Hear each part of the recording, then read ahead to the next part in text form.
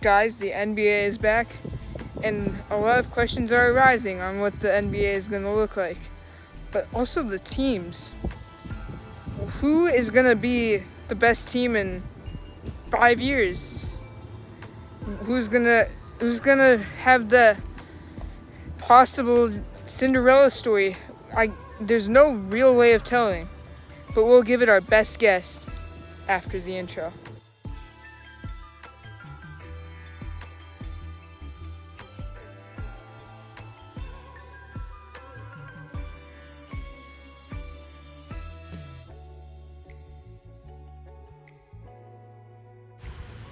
Starting things off, we have the Toronto Raptors.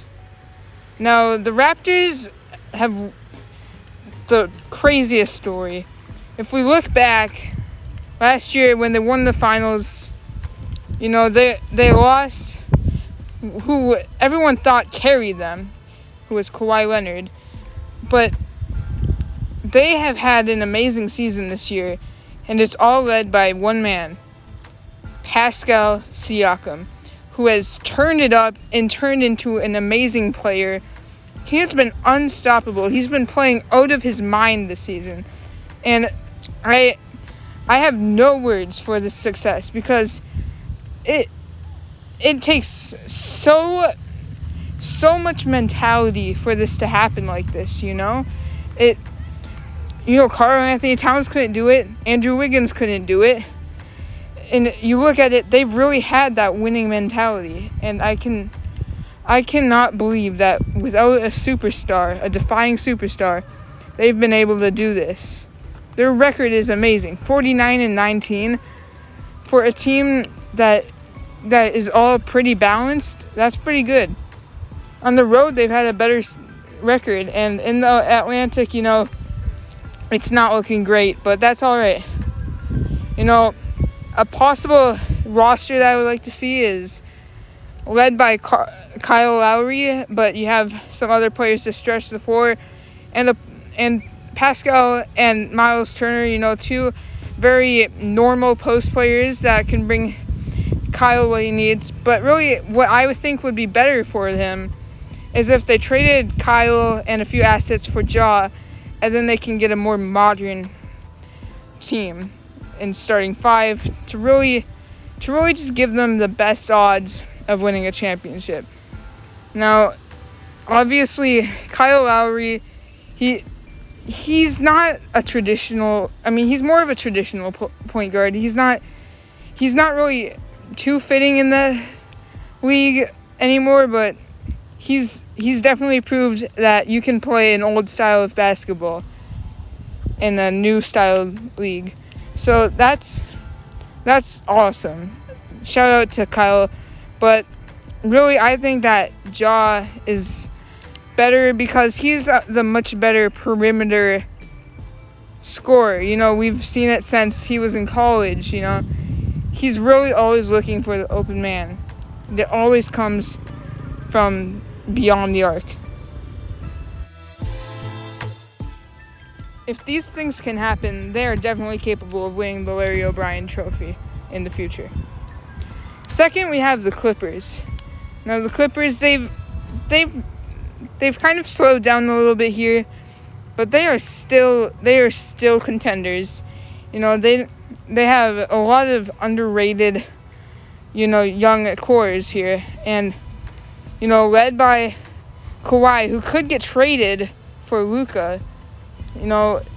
Get the younger player, have a better chance, not be a win now because you can never trust Kawhi anyway to stay with the team. You could trade Paul George for someone like Damian Lillard who wouldn't overlap, and it would be a more balanced team.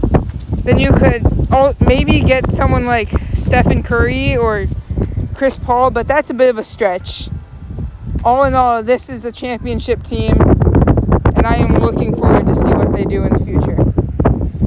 Third, we have the New Orleans Pelicans, who we don't really need to say much for them because they are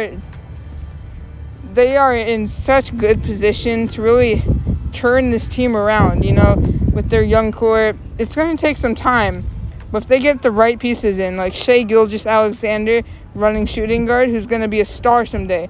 Jalen Johnson, if they can pick him up in the draft. And then also get Alex Antetokounmpo. They are going to have great odds. Next, we have the Indiana Pacers, and this is my favorite. We've all seen the rise of T.J. Warren.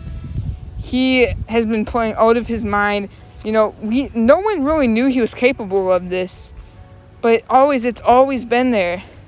It's always been there. He's just not had the minutes to show it. What I like about TJ is he takes what the defense gives him. He doesn't force anything. He has the softest touch, and he's the best fundamental player, one of the best in the league. On a great overall team to stretch the floor with him. Just watch this. Comes down and just he doesn't, he plays a slower style, but he has the speed to play a faster style. He's very good at shooting at the top of the key, and he really just always, he can find the open man as a small forward. He's a great player. Right there, they just find him right under the basket, takes his time, gets the shot that he needed, and drains it. Right there, perfect mid-range. He's so good at just those top of the key easy buckets. He's a player that we've seen, but we've never seen like this. He's gonna turn out to be quite the player, and I'm excited for the Pacers' future. And just the fact that they have the perfect team to surround him with. Hold on, let's watch one more. Bang. Alright, then we have this team is the best three-point team. If they can get someone like Dwight Howard who can really just be a presence but still a role player, they could get someone like Keelan Martin to come off the bench and score a few as a spark plug. Eric Bledsoe would be a great addition to the team. DeAndre Ayton. They have enough shooters. I think they're lacking a little bit, but even getting more shooters, like getting Kyle Korver, in a trade with the Bucks, as another asset. Next, we have the Los Angeles Lakers. Now, I didn't put these guys too high because they're obviously contenders, but they're going to need to act fast. Anthony Davis has declined his max, so they could trade him for 3 very talented Bulls players, which can be flipped even more so. It would be a stretch to trade LeBron, but they could end up with a team like this, and that would be awesome. Next, we have the Denver Nuggets, which, in my opinion, this is the type of team that we need back in the league. The fact that they comfortably ran that team with the 3 big men and 2 unicorns of the point guards, it's insane that they did that, but they have so many point forwards and just all-around talented big men that they could keep doing that in the future. Also, you look at this, and this is Jokic's numbers. He's been playing out of his mind. Bull, you don't have to say much about him. He's had a great season, and I'm just so happy that they could get someone like Ben Simmons. Next, we have the Portland Trail Blazers, who I think have a very promising future. They've kind of surprised everyone this year towards the end, but their record isn't amazing. I'm thinking they could get someone like Kevin Durant and then build a team around him. Next, we have the Boston Celtics.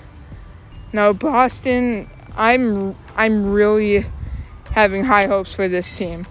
They have a natural-born scorer in Jason Tatum, who is he's gonna be a superstar someday, and I am really hoping that they can use him to their advantage and kind of run the offense through him.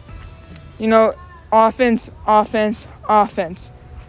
But offense wins games, defense wins championships. So we don't need too much offense, but JT is literally the perfect guy. Now, see, we might, you know, this would be an option to have it run through JT and then just have the rest of the team be all defenders. And that would be something new, you know? You don't really hope that in a rebuild, but they could do that. And, you know, with the asset of Marcus Smart on their team, who's an amazing defender, they could keep him. And then just they could run the whole team by defense. No one would be scoring on them if they really just eyed defense only. You know, it's an option. You know, they could also go another approach and surround JT with some better players, but I'm really thinking that this team could win as defense wins championships mentality.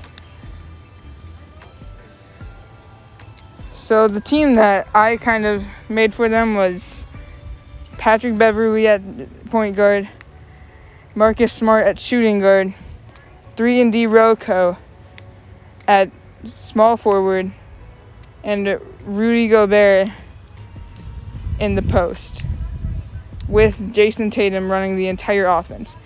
Next we have the Atlanta Hawks. Now, the Hawks, I think we all know why they're here. Ice Tray, man. He's not going anywhere with his relationship with Quavo right now. Now, if they can get the right assets in here, like Chris Middleton, Mo Bamba, and then a winner like Danny Green, you know, in the next draft, I'm hoping really big things from them. You know, get Chet Holmgren in here, you know, or James Wiseman. And then they'll be a really good team. Lastly, we have the Minnesota Timberwolves, my team. Now, I had to put them at the bottom here, but at least they're on the list, and here's why. If Steve Kerr ever decides to move teams, I think the Timberwolves would be a great option for him. Because once we have Devin Booker on the team, which will be a few years, probably 4 years, but once he's on the team, because